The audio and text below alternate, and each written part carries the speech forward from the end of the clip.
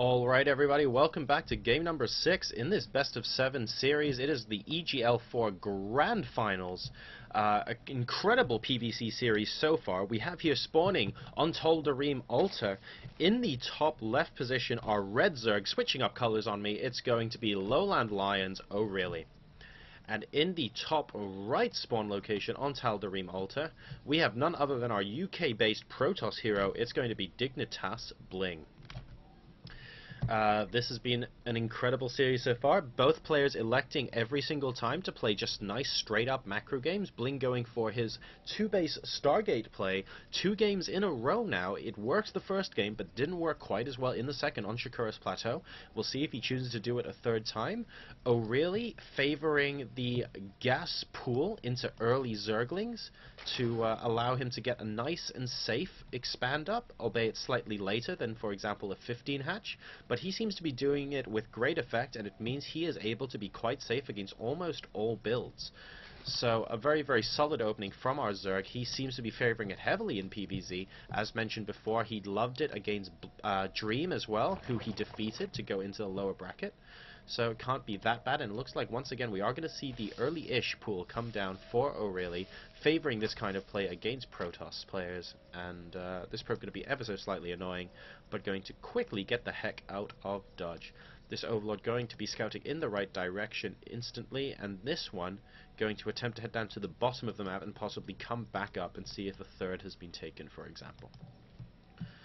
So all good in the hood for both of our players. BlinG, of course, forge fast expanding as well, because this large ramp means it's ever so slightly more difficult for Zergs to attack into it. For him to avoid the ramp, he has to go all the way up here, around the third base, and into here. Which is very important, by the way, because I once played this on ladder, completely forgot, and walled off as Terran here. So when 50 Zerglings decided to run by here, I kind of just had to tap out and GG. That was pretty embarrassing. So make sure you wall off at the correct location on this map, otherwise you end up lolling at yourself like I do. And it looks like BlinG just going to be doing a little bit of harass against that drone here, who has just made that hatchery. And 4 Zerglings are going to pop out to assume map control. There are, of course, 4 Xel'Naga watchtowers on Tal'Darim Altar as well, so that early map control can actually allow O'Reilly to see a little bit more of the map than he otherwise would. For example, on Antigua Shipyard, where there's only 1 watchtower in the middle. At least on Shakura's there are 2, and here there are 4. So incredibly standard play coming out from both players. O'Reilly doing his normal build, BlinG expanding at his natural and walling off at the front. The cannon is now up. He is completely safe against this early Ling aggression. And we're just going to be making 2 more Lings for good measure so we can take as many watchtowers as we can in the beginning phase of this game. No gas being taken from O'Reilly yet, though. He is not looking to get any sort of early metabolic boost up on Tal'Darim, presumably because the chance of speedling run-bys, given how far away your opponent is a lot less, or maybe because he knows BlinG's going to be, he's not going to be able to get past the cannons, so the early metabolic boost just isn't quite as useful. He is getting his gas now, though, and it looks like he will be getting it eventually, just not quite as quickly as last game. Queen going to be popping down to start the creep spread, and also a couple of injects into the natural as well. And everything is looking pretty hunky-dory. We do have the cybernetics core about halfway done now for Dignitas.BlinG. I'm liking these Overlord placements from O'Reilly. This one is going to be able to pop in the back here. He also has one tactically on the high ground here. The one in the middle of the base that nobody in the base can see. If we take a quick look at the BlinG cam... Oh no, he does see it. Well, oops. Maybe he's not... Oh, no. Maybe he's not quite on top of that little high ground. He needs to maybe position himself a little bit more to the left. But a Stalker or a Sentry will be able to see that as it currently stands. These Lings working down at the rocks are really going to attempt to take a quick third as well. But with these rocks in the way, that's going to have to be delayed a little bit. It's already at the 6-minute mark, and by the 4-minute 30 mark in the previous game, he was already taking the third.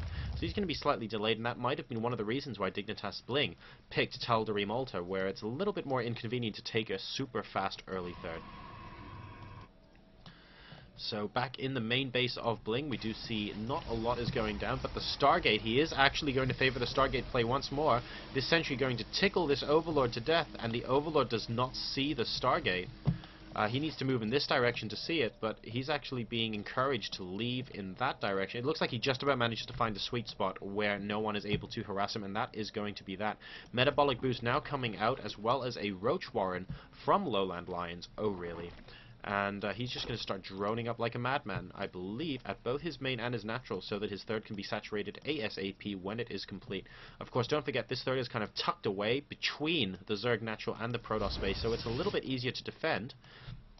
But Phoenixes don't care, because Phoenixes are flying units, so we shall wait and see what happens. We have got 3 gateways popping out in the natural, as well as another 3 in the main, and it looks like, actually... Wow, we're going up to 8 gates from Dignitas.BlinG despite playing Phoenixes, so I wonder if he's going to cut Phoenixes short. He is indeed. He's got 1... Oh no, pardon me, did I say Phoenixes? Here come the Void Rays, my bad. I'm so used to seeing BlinG build Phoenixes, and he's going to go double Void Ray, but he's got 8 gates behind this, so he's looking to try and close out this game quite early. I wonder if he's going to be able to get any sort of proxy pylon in and see if he can warp in effectively a double 4-gate, because it's going to be... Wow. This could potentially be an absolutely disastrous push for one or even both of our players. This is nearly an all-in from BlinG on the grounds that he's not going to be able to continuously sustain 8 gates off 2 bases. Either this attack works or it doesn't, and he falls behind economically by quite a large amount. We have got Burrow coming out, as well as missile attacks level 1 for those Roaches, and +1 attack is popping out for our Protoss player as well. This Void Ray going to be very annoying, forcing the creation of a couple of Spore Crawlers, but it's actually just a distraction until this 8-gate pressure comes out, and it looks like a huge number of Zealots and Sentries are now going to come out of the base of BlinG. O'Reilly sees it thanks to that beautiful scouting Zergling. He did not die in vain, and a probe is going to come along to try and get that forward pylon as well. With 2 Void Rays, this could just be an incredible push. We will wait and see whether this is effective. Creep Schumer, of course, now also sees everything, but the creep is not going to spread fast enough to deny the creation of that pylon. The Void Rays are going to be able to hold high ground vision for when that pylon completes, but are these Queens going to be a bit too much? That probe has to get out of there in case the Queens attack it. He might be able to snipe off the probe before the... No, he's actually just going to go for the pylon. So never mind, we've got some force fields going down, and it looks like this kind of pressure could potentially be devastating. The pylon does actually end up completing. We need high ground vision. The Zealot's going to go over for a warp in now. He pops over to destroy the 2 Queens, and it looks like, here we go. The warp ins are coming. And don't forget, this is off 8 gates, by the way. This is not some sort of 4-gate timing. It's a 2-base 8-gate timing. So this is going to be incredibly difficult to hold from O'Reilly. Look at the number of Zealots here. I mean, this is absolutely insane. They will have Roaches for breakfast if we can get a few force fields up to stop them from running away. Burrow, however, is, I believe, complete. So he is able to burrow and get away, but he can't attack when he's burrowed. So our Zerg player is in a terrible position right now. Roaches, of course, cannot look up. So these Void Rays are just doing a tremendous amount of damage, being fully charged and everything. Sorry, that Husky song just popped into my head. I'm trying my best not to sing it, but my goodness, this is an incredible attack coming out from BlinG. Another Queen going to go down. The rest of the Roaches are going to pop down, and it looks like another round of warp-ins should just about secure this game. The supplies are now 65 to 55 in BlinG's favor. The third base currently is untouched, but there are no production structures there except for a hatchery, and we're going to have to wait and see whether BlinG decides to go for the third base or whether he's heading straight in for the production structures and tech in the main, and it looks like he might be going for the main. He's going to pick up a few Overlords first. More Roaches and more Lings being produced from O'Reilly, but it's really not going to matter against these charge up. Is he going to let that charge go?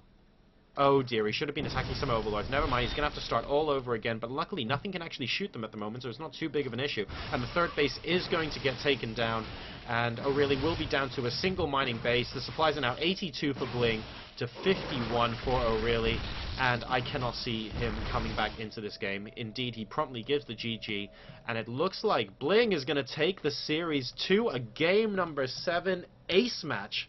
Wow. So after starting this series 2-0 down to O'Reilly, you would think BlinG might be lacking a little bit in confidence, but it looks like he has taken it back to 3-3, and the winner of the next game will decide the champion of EGL4 London. Stay tuned, and we'll be casting that next.